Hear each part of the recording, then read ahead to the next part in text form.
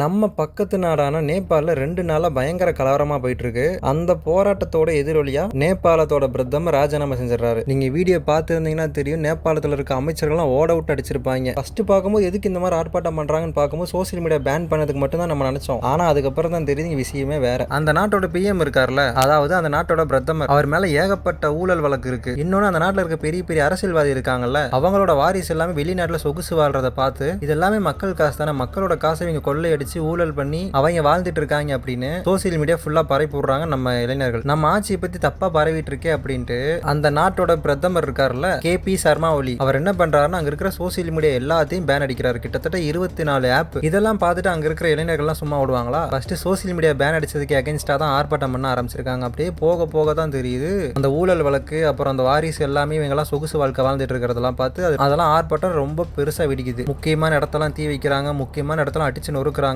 கட்டைப்படுத்த முடியல. ஆர்ப்பாட்டம் அப்படியே கலவரமாகுது. இந்த கலவரத்துல முன்னாள் பிரதமரோட வைஃப் வந்து இறந்துடுறாங்க. இதெல்லாம் பொறுத்து பார்த்தாங்க, இதெல்லாம் வேலைக்கு ஆகாது அப்படின்னு அந்த சர்மா ஒலின்னு இருக்காருல, அவர் போய் வாண்டடா ஜனாதிபதி கிட்ட போயிட்டு ராஜினாமா பண்ணிடுறாரு. இந்த நாட்டோட பிரதமருக்கு இந்த நிலைமைனா நம்ம ஜனாதிபதி நம்மளுக்கு என்ன ஆக போகுதுன்னு பயத்துல அவரும் அவரோட பதவியை ராஜினாமா பண்ணிட்டாரு. நாட்டில் இருக்க இளைஞர்கள்லாம் சேர்ந்து ஆட்சியவே கவுத்து வருவாங்கன்னு நம்மளுக்கு தெரியல. பொறுத்திருந்து பார்ப்போம் நேபாளத்தில் அடுத்து என்னதான் நடக்குதுன்னு. இப்பதான் நம்ம சேனலை ஃபர்ஸ்டா பாக்குறீங்கன்னா மறக்காம லைக் அண்ட் சப்ஸ்கிரைப் பண்ணிக்கோங்க. இன்னும் நிறைய வீடியோ நம்ம சேனல் இருக்க மறக்காம பாத்துருங்க.